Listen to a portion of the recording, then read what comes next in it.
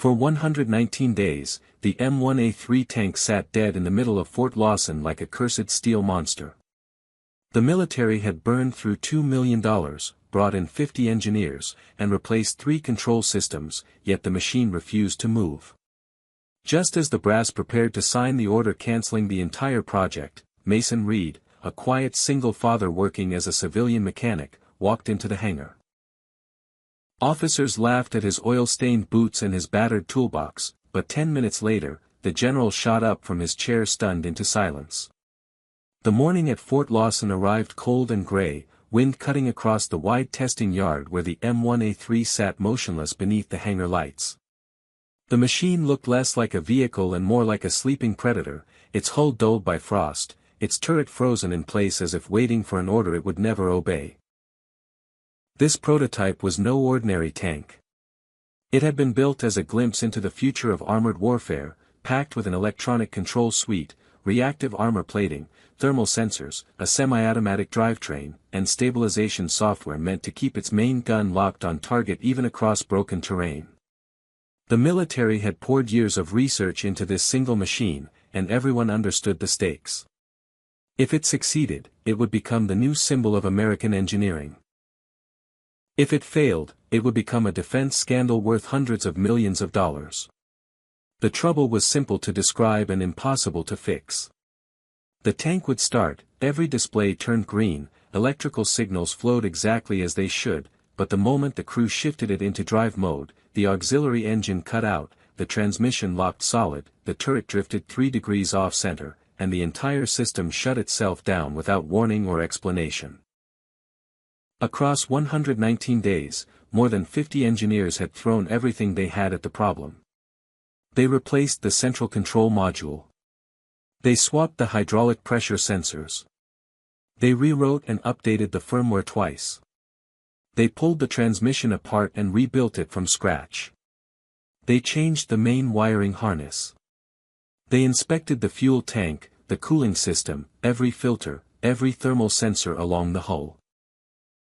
The total cost climbed past $2 million and still nobody could point to the actual cause. General Logan Hayes received calls from the Pentagon every single day, each one shorter and colder than the last. He was a man running out of room to maneuver, caught between a program that refused to die and superiors who demanded either a fix or a funeral. Diana Carter, the lead engineer on the project, was the most devoted person on the base. She slept in her office more nights than not, ate standing up in the hangar, and pored over blueprints until her eyes blurred. Yet even she had begun to suspect that the failure was not a single broken part, but something far harder to name. Connor Blake, representing the defense contractor that built the tank, pushed hard for a different conclusion. He wanted the Army to sign a report stating that the failure belonged to the base maintenance crew, a clean way to protect his company and its enormous contract. The air inside the hangar had grown taut as a wire. Engineers in pressed uniforms stood around with tablets in hand, staring at the tank as though it were already a lost cause, already a line item to be written off. Some of the engineers had stopped meeting each other's eyes weeks ago, tired of pretending the next theory would be the one that finally worked. The hangar smelled of cold metal, spent coffee, and the faint bitterness of diesel that never seemed to wash out of anyone's hands anymore. Reporters had not yet caught wind of the failure, but everyone in that room understood it was only a matter of time before a story this expensive found its way into the wrong inbox. Just as General Hayes prepared to sign the order freezing the program for good, old Sergeant Joseph Miller spoke up, mentioning a name nobody in that polished room recognized. Mason Reed, he said, a civilian mechanic who had a habit of fixing machines that nobody else could understand. Connor Blake let out a short, dismissive laugh, saying this was a cutting-edge combat vehicle, not some rusted truck pulled out of a junkyard. General Hayes, with no better option left on the table, agreed to bring the man in, though only as one final, almost ceremonial attempt before the project was declared dead for good. Mason Reed did not arrive with any fanfare. He pulled up in an old pickup truck with rust along the wheel wells, wearing a charcoal work jacket, dark canvas pants, and boots stained dark with engine oil. He carried a battered toolbox that looked older than most of the engineers standing in the hangar. He looked nothing like the kind of expert anyone in that room expected: no suit, no badge of rank, no tablet computer, no team of assistants trailing behind him. A few of the younger engineers exchanged glances of open contempt, the kind reserved for someone who did not belong in a room full of degrees and clearances. Connor Blake made a point of asking, loudly enough for everyone to hear, who exactly had given a truck mechanic clearance to walk into a classified weapons facility. Mason did not answer the jab. He simply asked to see the failure logs, the maintenance diagrams, the list of every part that had already been replaced, and the recorded footage of each failed startup attempt. Diana Carter watched him with quiet suspicion at first. She did not dislike him, but bringing a civilian mechanic into a top-secret program felt to her like an act of pure desperation, a final gesture before surrender. General Hayes laid out the terms plainly. Mason would have 30 minutes to observe, and he was not permitted to touch the vehicle until cleared to do so. The hangar lights buzzed faintly overhead, and somewhere near the back wall a space heater clicked uselessly against the chill rolling off the open bay doors. Mason walked a slow circle around the tank, and notably he did not start with the instrument panel the way every other engineer had. He started by listening. When the technical crew ran another startup attempt, every eye in the room fixed on the control display. Mason crouched low near the steel floor instead, his ear close to the deck, focused on a faint vibration coming from the transmission housing. He noticed something the others had missed entirely. The cut-off sound was not originating from the transmission receiving its command. It was happening a fraction of a second before that command ever arrived. Then Mason asked a question that silenced the entire room. He wanted to know who had replaced the left side wiring bundle, but kept the old-style connector clamp in place. Diana froze because the question was far too specific to be a guess, and that particular detail had never appeared in any official report. Connor immediately cut in, insisting the data was irrelevant to the conversation. Mason kept going. He asked about the first 3 failed tests, the ones recorded before the central control module was ever swapped out, wanting to know if that original failure matched the pattern they were seeing now. Logan Brooks, the youngest engineer on the team, dug back through the archived footage and discovered something striking. The original failure looked nothing like the current one. This meant that somewhere during the long chain of repairs, someone had either made the underlying problem worse or had deliberately steered the investigation in the wrong direction. Mason remained calm through all of it. He told the room that the tank had not died from one massive failure. It had died from a stack of smaller failures arranged in a way that resembled a single catastrophic one. Connor laughed loudly at that, calling it nothing more than a mechanic's guesswork. Mason did not raise his voice. He simply turned to General Hayes and said that if he were allowed to remove one side access panel, he could prove his theory within 10 minutes. A long silence followed, the kind that settles over a room once everyone realizes a decision is about to be made that cannot easily be undone. Diana found herself studying Mason's face, searching for arrogance or bravado and finding neither. Only a steady, unhurried certainty that unsettled her more than any confident speech could have. General Hayes hesitated, mindful of the security protocols wrapped around the prototype, but he eventually allowed Mason to inspect the panel under Diana's direct supervision. Mason did not call for any advanced equipment. He worked with a small flashlight, an oil-stained rag, and an old screwdriver pulled from his own toolbox. A few people in the hangar could not suppress their laughter. One engineer muttered that $2 million of diagnostic equipment had already failed to solve this, and now a man intended to fix it with a screwdriver. Mason ignored the remark entirely, the way he had learned to ignore most jabs over the years, letting the noise pass through him without leaving a mark. He removed the side panel without disturbing the main systems behind it, running his fingers carefully along the wiring bundle, checking the clamp, the insulation layer, and catching a faint trace of a burnt smell. He found it almost immediately.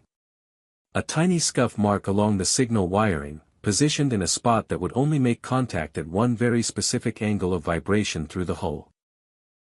That flaw was sending a false signal to the turret stability sensor, convincing the system that the turret was losing balance.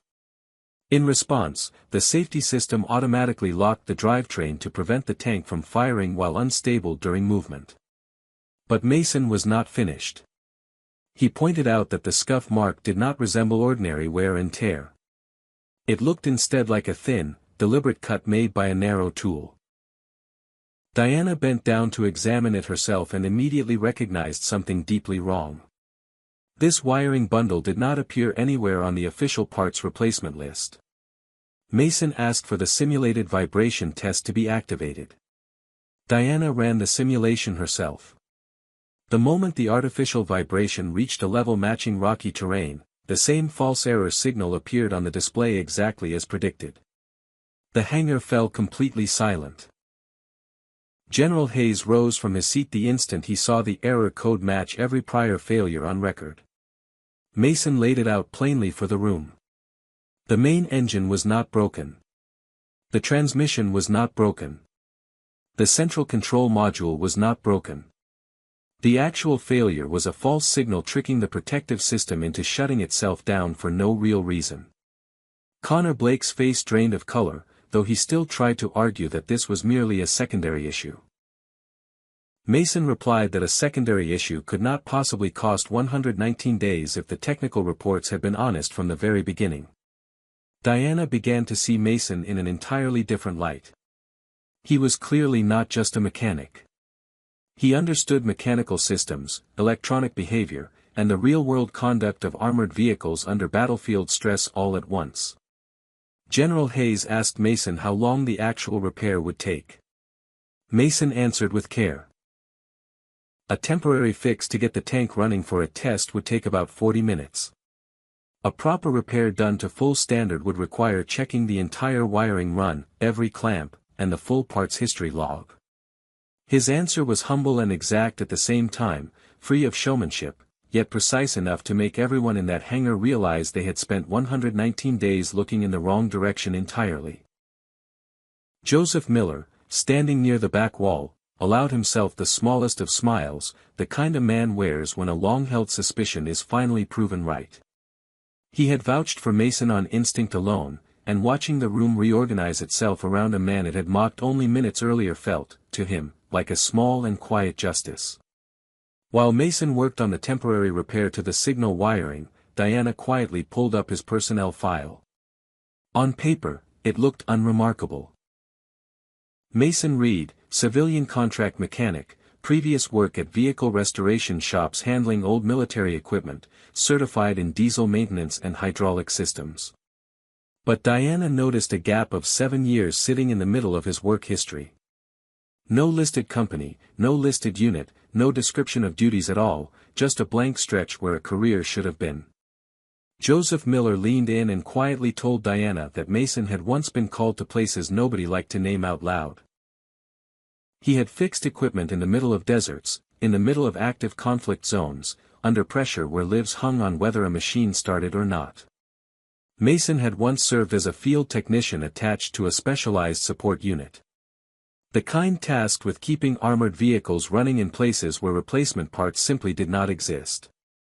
He had walked away from that life after an incident he rarely spoke about, choosing instead a quiet existence built around raising his daughter. There were nights, Joseph said carefully, when Mason still woke before dawn out of old habit, listening for sounds that were no longer there. The details about his family stayed deliberately thin. He had a daughter named Grace. He once took a short call from her babysitter in the middle of a shift. He told the caller softly that he would be home a little late, but that everything was fine. No child ever appeared directly in any scene. Being a single father meant Mason always needed steady, dependable work, yet he was constantly underestimated because he carried no impressive degree, no polished title to wave around.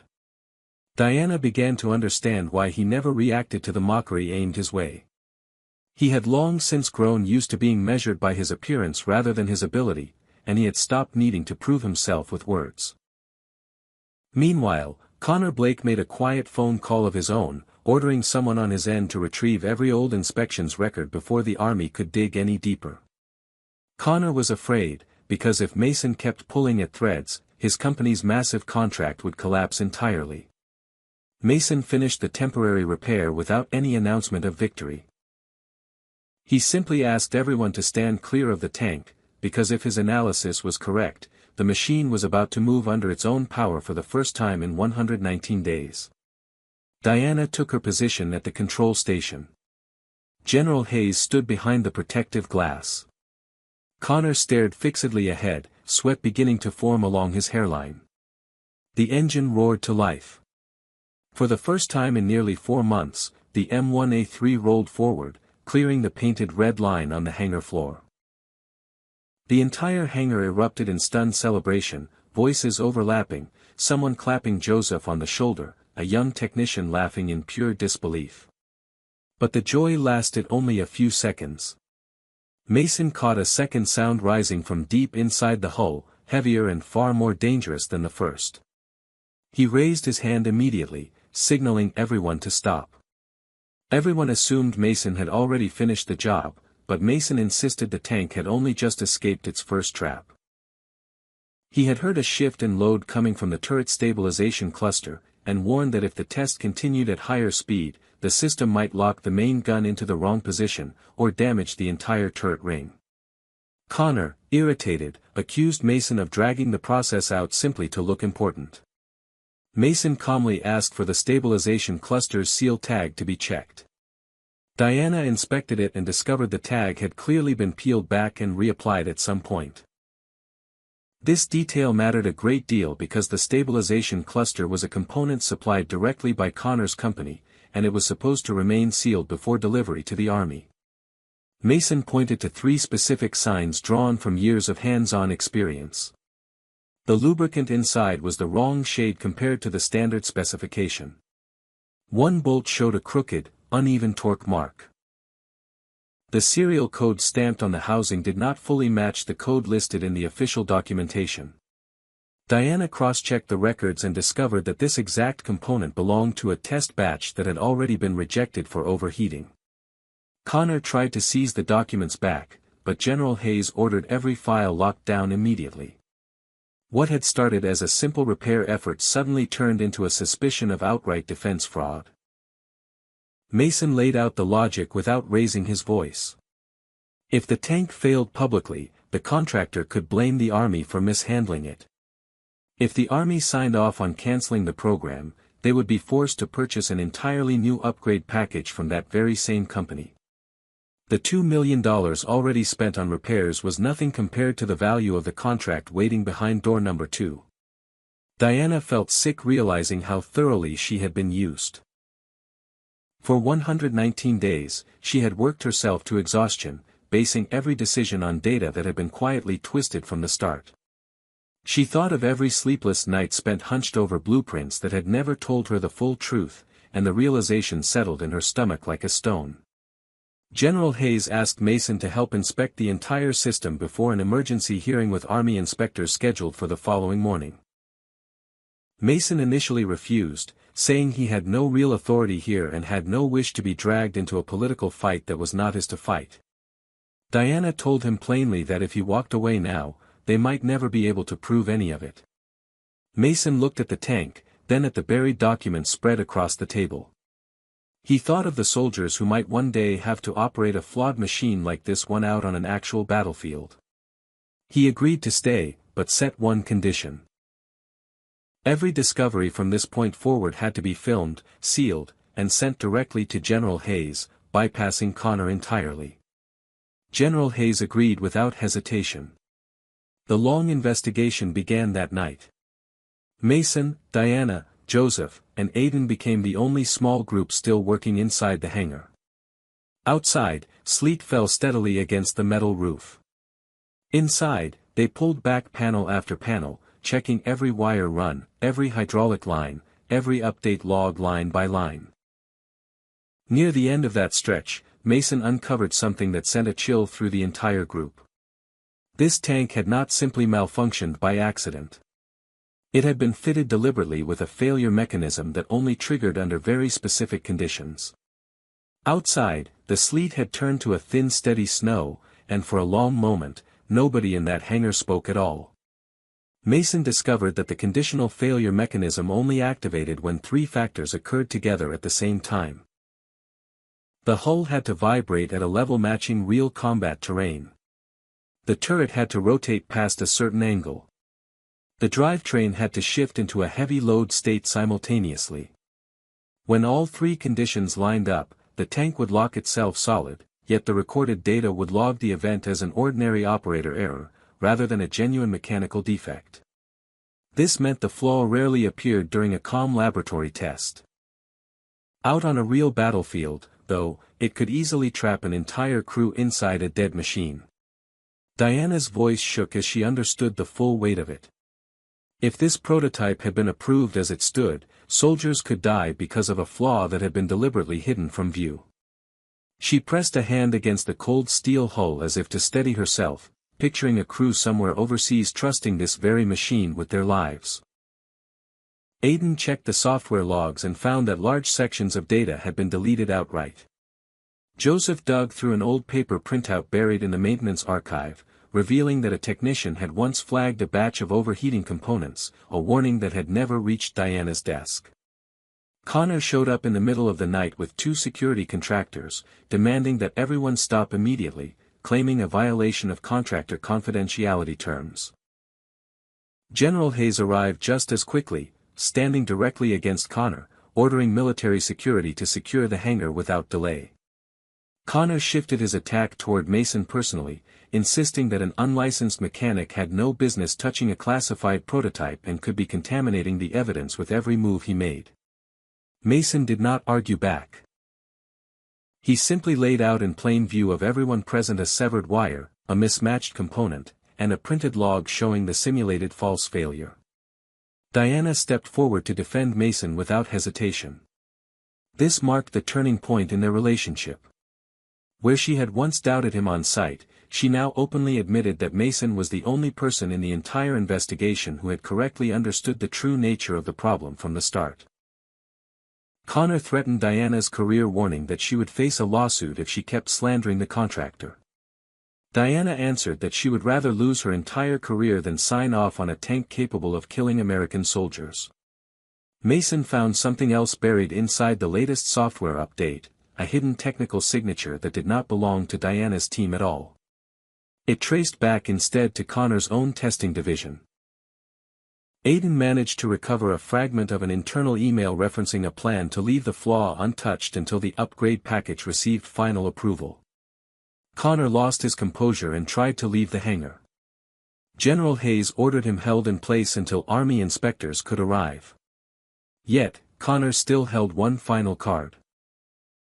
A formal demonstration in front of Pentagon representatives was scheduled for the very next morning, and if the tank failed to perform flawlessly, the entire program would still be cancelled. While every piece of evidence collected tonight could be argued over for months to come, Mason understood that proving fraud was not enough on its own.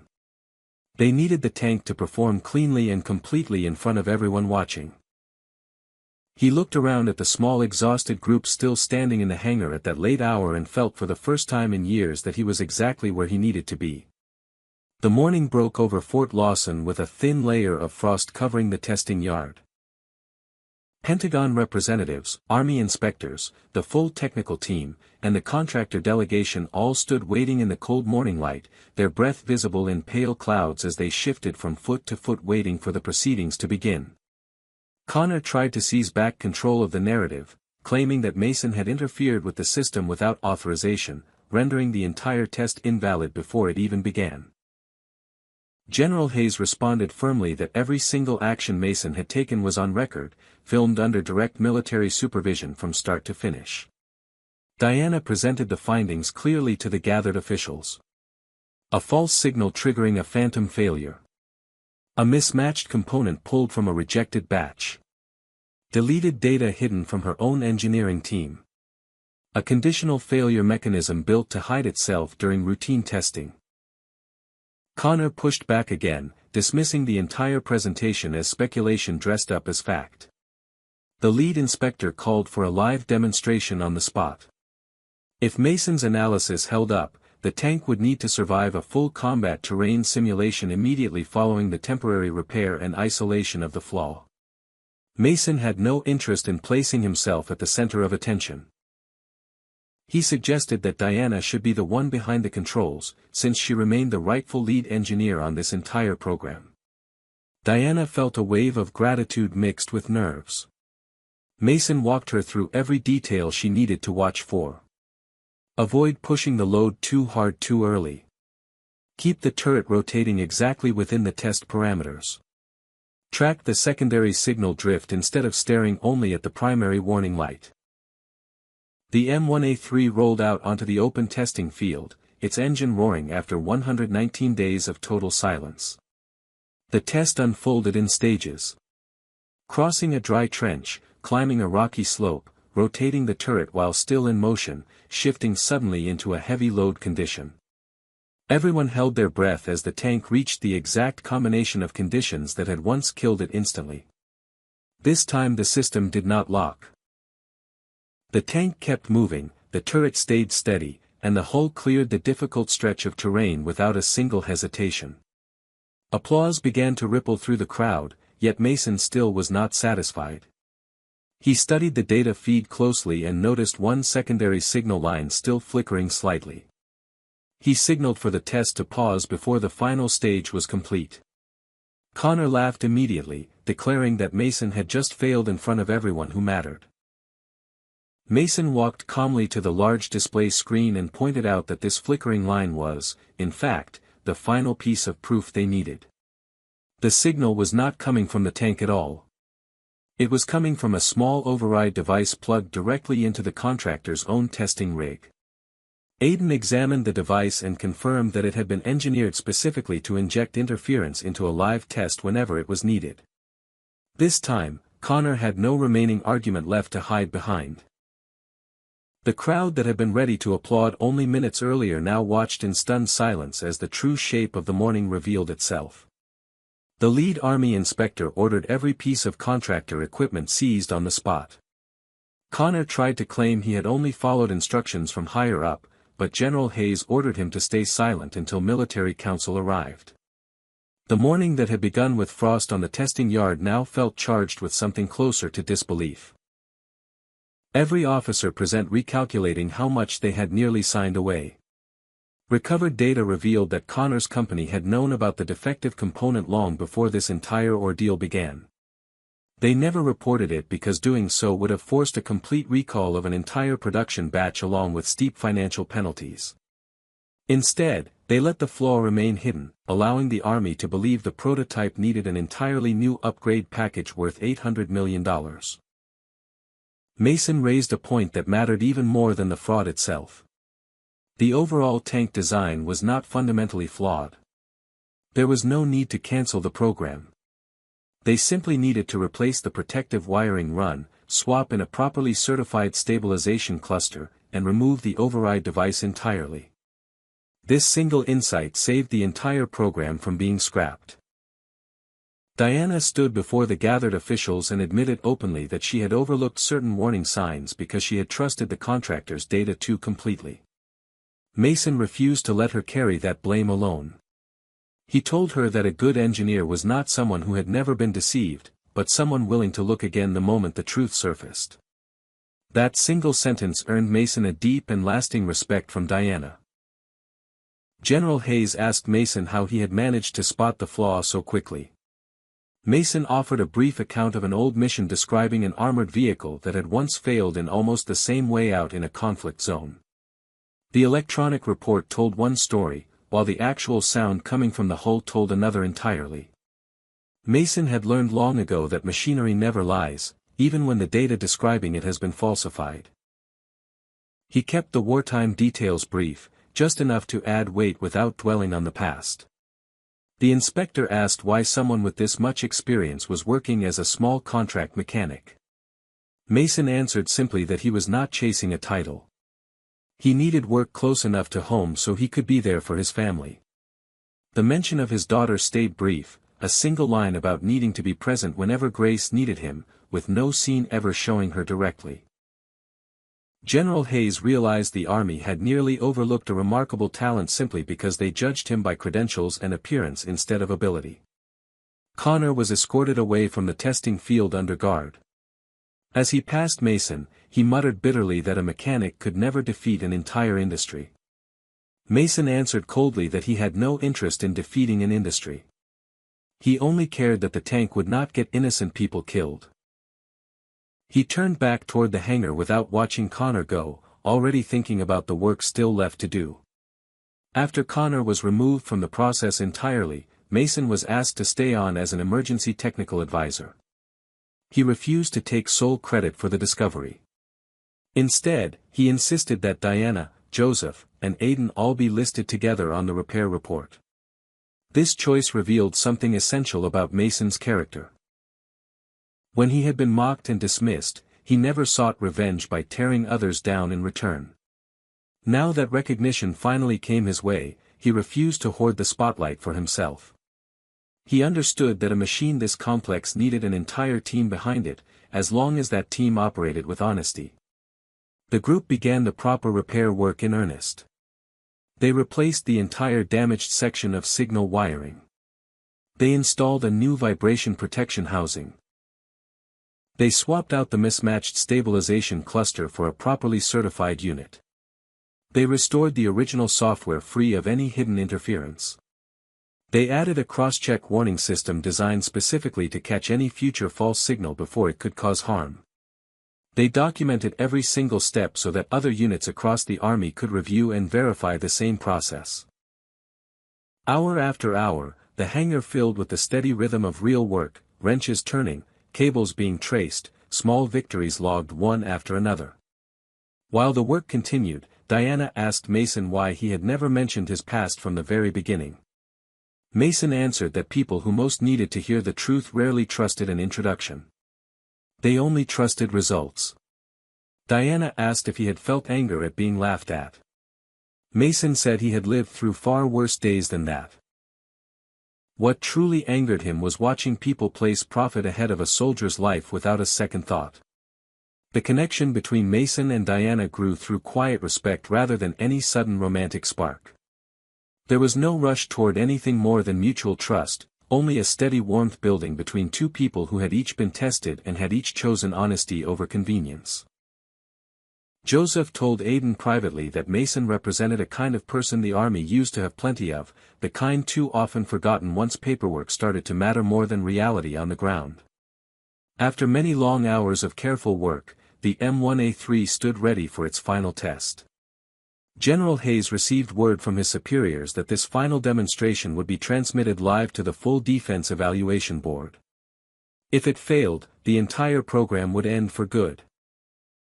If it succeeded, Fort Lawson would be cleared of wrongdoing, Diana would keep her career intact, and Mason would finally receive the recognition his work deserved. The pressure returned heavier than ever before. Mason stood alone in front of the tank for a few quiet seconds, resting his palm against the cold steel hull as though listening one final time. He told Diana softly that the machine no longer had any reason left to lie. The final test took place on the large proving ground, surrounded by Army representatives, inspectors, and engineers, with every reading streamed live back to the evaluation board. Diana coordinated the technical side of the operation while Mason stood beside the data terminal, refusing any seat of honor offered to him. General Hayes asked Mason to stand at the front for the cameras, but Mason declined, saying the tank itself was the only thing that needed to be seen today. The test was structured across 4 stages. A cold start movement across complex terrain. Turret rotation while climbing a slope. A simulated combat scenario combining heavy load with deliberate signal interference. The first stage passed cleanly. The second stage passed just as smoothly. The third stage brought real tension, since this had once been the exact point of total failure. The tank shook violently, the turret rotated, warning lights flickered across the display, yet nothing locked shut. The fourth stage proved hardest of all, since the testing system intentionally generated strong interference to see whether the tank could be fooled the same way it had been before. For a few tense seconds, a yellow warning flashed across the main screen. The crowd held its breath collectively. Mason recognized immediately that this was not a failure at all, but the new cross-check warning system functioning exactly as intended. He told Diana to continue the established procedure without deviation. Diana trusted him completely and refused to halt the test. The tank cleared the final stretch, its main gun stable, its engine steady, its drivetrain holding firm without a single lockup. The proving ground fell silent for one long beat before erupting into applause. General Hayes removed his cap, looking at Mason with genuine unguarded respect. The evaluation board confirmed that the prototype did not need to be cancelled after all.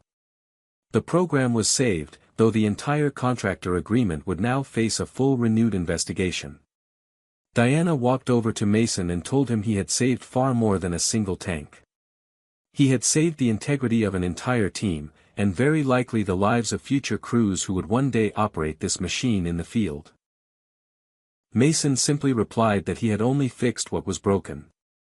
General Hayes publicly offered Mason a new role, lead field advisor for armored vehicle testing across the entire program. Mason hesitated, uneasy about being pulled into a world shaped by politics and power struggles. General Hayes explained that the position would let him work right there at Fort Lawson with a flexible schedule, fair pay, and most importantly, the authority to halt any test the moment he detected real danger. Mason looked at the tank, then at Diana, then at Joseph standing nearby. He understood this was not only an opportunity for himself, but a way to prevent future mistakes just like this one from ever happening again. He accepted the offer on one condition. Field reports from mechanics on the ground would carry equal weight alongside laboratory reports from the engineering office. General Hayes shook his hand in front of the entire gathered base, sealing the agreement without hesitation, while behind them the tank sat quietly in the afternoon light, finally at rest after 119 long days. A few weeks later, the full investigation report was released within internal Army channels. Connor's company lost the contract entirely.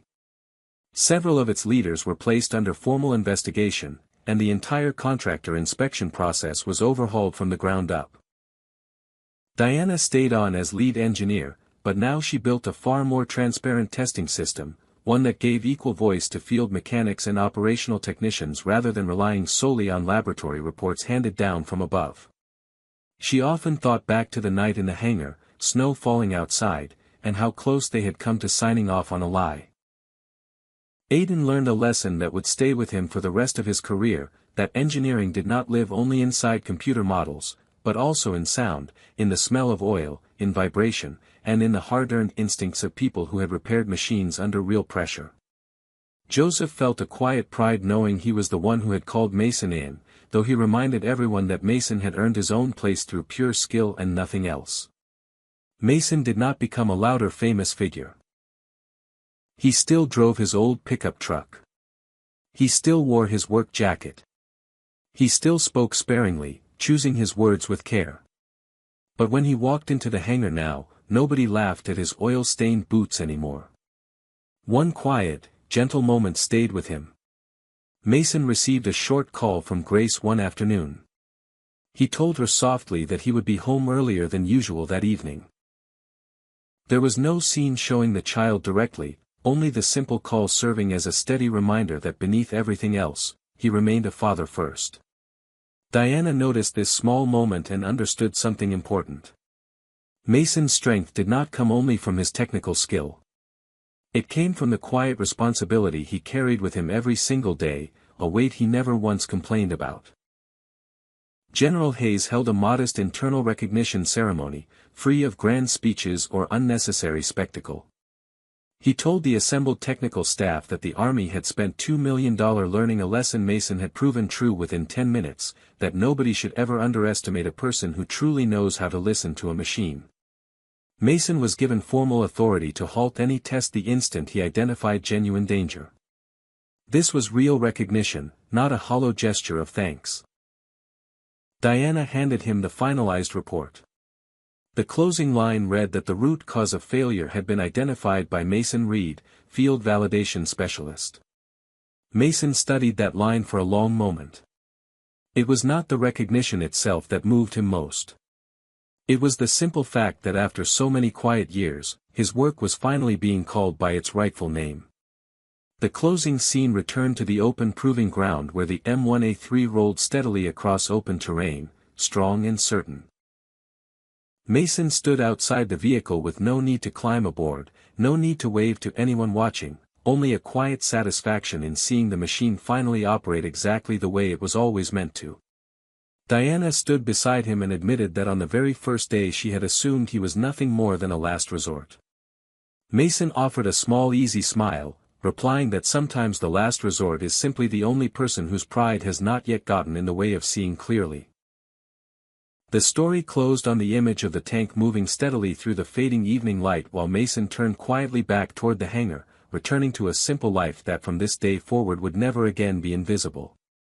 The Army had lost 119 days and $2 million trying to fix a single tank, yet it took only one afternoon to realize that the man everyone had laughed at was the only one calm enough and honest enough to save it. Stay with this story to the end because the secret hidden deep inside this tank will change Mason's fate forever.